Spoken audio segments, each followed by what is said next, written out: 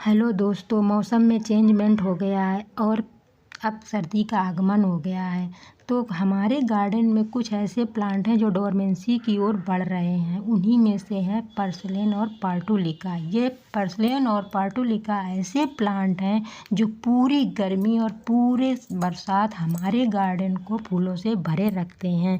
इस पार्टुलिका को मॉसरोज भी कहा जाता है। ये दोनों सर्दी के आते ही डोरमेंसी में चले जाते हैं, परंतु देखिए अभी भी फ्लावरिंग कर रहा है। बस फ्लावर का आकार थोड़ा छोटा हो गया है और संख्या कम हो गई है और प्लांट थोड़ा बेजान सा हो गया है। तो आज के वीडियो में मैं आपको कुछ ऐसी टिप्स बताऊंगी जो कर लेने से आपका प्लांट अगले सीजन के लिए सेफ हो जाएगा।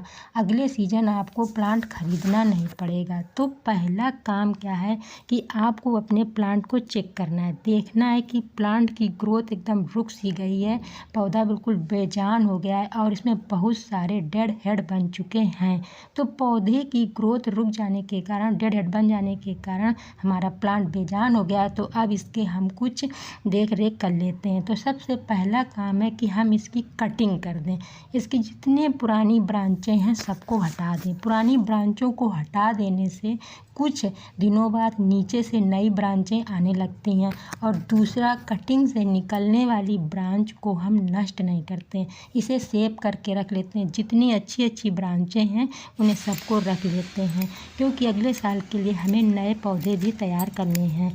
और नए पौधे तैयार करने के लिए इन सारी ब्रांचों को पहले हम चुन लेते हैं। जितनी अच्छी ब्रांचें हैं उनको रख लेते हैं और जितनी बेकार ब्रांचें हैं उनको सबको हम हटा देते हैं।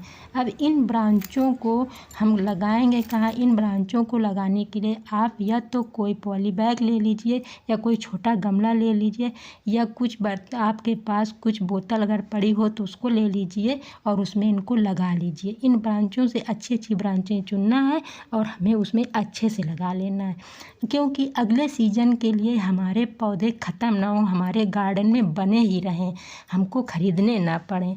इसके लिए हम अपनी नई सीजन के लिए हम नए पौधे तैयार करके रख लेंगे, इनको बर्बाद नहीं करेंगे। इसके लिए हमें वेल ड्रेन सॉइल तैयार करनी है।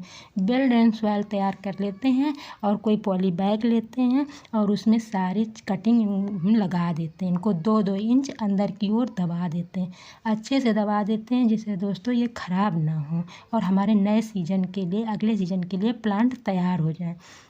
दबा देने के बाद हम अच्छे से इसमें डाल देते हैं पानी। पानी ज़्यादा नहीं देते क्योंकि सकुलेंट फैमिली का होने के कारण इसे ज़्यादा पानी की ज़रूरत नहीं होती है, थोड़े से पानी में इसका काम चल जाता है। और इसको थोड़ी हम खाद भी देते हैं। खाद में हम दे देते हैं इसको यूज की हुई चाय पत्ती, तो 1 मुट्ठी चाय पत्ती डाल देते हैं।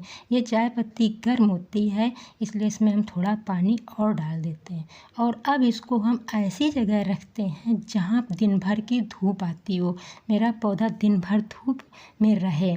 और जो पुराना वाला पौधा है उसमें भी हम थोड़ी खाद डाल देते हैं जिससे वो भी अगले सीजन के लिए तैयार रहे, और पानी डाल देते हैं। अब इन सारे पौधों को हम ऐसी जगह रखते हैं जहाँ पूरे दिन की धूप आती हो, पूरे दिन मेरे पौधे को धूप मिलती रहे।